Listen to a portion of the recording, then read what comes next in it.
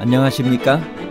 인생의 복잡한 문제들을 말씀으로 단칼에 해결해주는 김종근 목사의 쾌도 남마입니다.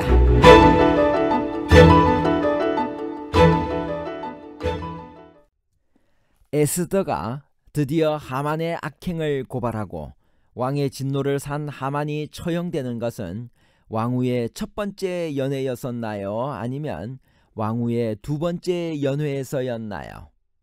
첫 번째 연회와 두 번째 연회에 관한 복잡한 문제를 하나님 말씀의 가르침으로 명쾌하게 해결해 드리겠습니다. 에스더는 두 번째 연회를 열었습니다. 하만과 함께 참석한 왕은 잔치가 시작되자마자 에스더에게 무엇을 물었나요? 에스더 7장 2절. 왕이 이 둘째 날 잔치에 술을 마실 때 다시 에스더에게 물어 이르되, 왕후 에스더여, 그대의 소청이 무엇이냐? 곧 허락하겠노라. 그대의 요구가 무엇이냐? 곧 나라의 절반이라 할지라도 시행하겠노라. 연회가 시작되자마자 왕은 궁금증에 못 이겨 에스더에게 소청이 무엇이냐고 물었습니다. 반드시 그 소원을 들어주겠다고 세 번째 약속했습니다. 왕은 연회보다는 왕후의 소원에 더 관심이 많았습니다. 에스더가 심히 사랑스럽게 보였으므로 왕은 이미 무슨 소원이든지 들어주기로 작정하고 있었습니다. 그러나 사안이 중대하고 당사자인 하만은 왕이 신임하는 최고위층이었기 때문에 에스더는 왕의 결심을 확인하기 전까지는 경솔하게 행동할 수 없었습니다. 때가 되었다고 생각한 에스더는 왕에게 무엇을 구했나요? 에스더가 강조한 것은 무엇인가요? 에스더 7장 3절 4절.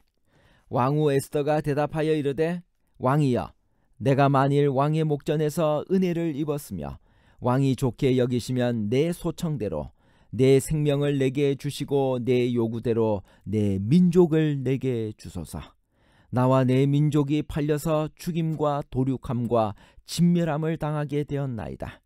만일 우리가 노비로 팔렸더라면 내가 잠잠하였으리이다. 그래도 대적이 왕의 손해를 보충하지 못하였으리이다 하니, 지혜로운 에스더는 먼저 자기를 살려달라고 했습니다. 민족을 먼저 말했더라면 왕의 관심을 크게 끌 수 없었을 것입니다. 왕후의 목숨이 위험에 빠져 있다고 하자 왕은 크게 격분했습니다. 누가 감히 왕후의 목숨을 노린단 말인가? 그것은 왕에 대한 반역이었습니다. 에스더는 어떤 말들을 사용하여 그 시도가 잔인한 것이며 왕에게 손해가 된다는 것을 강조했나요? 왕은 왜 그것을 몰랐나요? 에스더 7장 4절. 나와 내 민족이 팔려서 죽임과 도륙함과 진멸함을 당하게 되었나이다. 만일 우리가 노비로 팔렸더라면 내가 잠잠하였으리이다. 그래도 대적이 왕의 손해를 보충하지 못하였으리이다 하니, 죽임과 도륙함과 진멸함을 당하게 되었다는 말은 그 계획의 잔인함을 강조한 말입니다.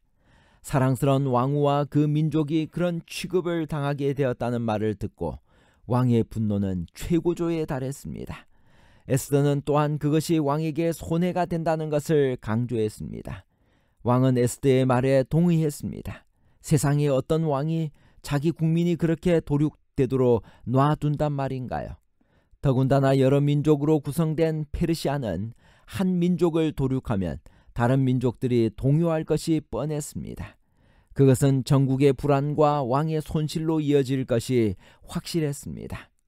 하만의 제안을 받을 때는 하만의 감언 이설에 속아 깊이 생각해 보지 않았기 때문에 왕은 사태의 심각성을 깨닫지 못했으나 에스더의 말을 듣고는 정신이 들었습니다.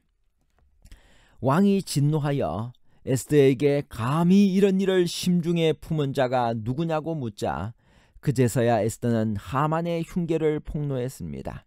왕은 어떻게 했나요? 에스더 7장 5절에서 7절. 아수에로 왕이 왕후 에스더에게 말하여 이르되, 감히 이런 일을 심중에 품은 자가 누구며 그가 어디 있느냐 하니, 에스더가 이르되 대적과 원수는 이 악한 하만이니이다 하니 하만이 왕과 왕후 앞에서 두려워하거늘 왕이 노하여 일어나서 잔치 자리를 떠나 왕궁 후원으로 들어가니라. 하만이 일어서서 왕후 에스더에게 생명을 구하니 이는 왕이 자기에게 벌을 내리기로 결심한 줄 알미더라. 왕이 잔치 자리를 떠나 후원으로 나갔다는 것은 왕의 분노와 더불어 그의 혼란스러운 마음을 짐작하게 해줍니다. 어쨌든 하만은 가장 높은 지위의 신하였습니다. 그는 잠시 생각을 정리할 시간이 필요했을 것입니다. 그러나 생각할수록 하만에게 기만당했다는 배신감이 왕의 분노를 더욱 크게 했습니다. 자기 사욕을 위해 왕과 제국을 혼란에 빠뜨릴 일을 계획한 하만에 대한 분노와 그것을 허락한 자신의 어리석음에 대한 후회가 왕을 못 견디도록 괴롭혔습니다. 더군다나 모르드게에게 보상하려고 했을 때 자기에게 주는 줄 알고 하만이 왕복과 왕관까지 요구한 것이 생각나서 왕은 이번 기회에 하만을 제거하기로 결심했습니다. 왕이 후원으로 나간 사이 공포에 질린 하만은 어떻게 했나요? 에스더 7장 7절.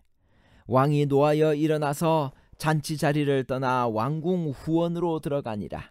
하만이 일어서서 왕후 에스더에게 생명을 구하니 이는 왕이 자기에게 벌을 내리기로 결심한 줄 알미더라. 하만은 왕의 태도에서 자기의 조언자들이 했던 예언, 곧 자기가 분명히 엎드러지리다는 말이 이루어지고 있음을 감지했습니다. 왕에게 미치는 에스더의 영향력을 깨달은 하만은 자기를 위해 중재해달라고 그녀에게 간청했습니다.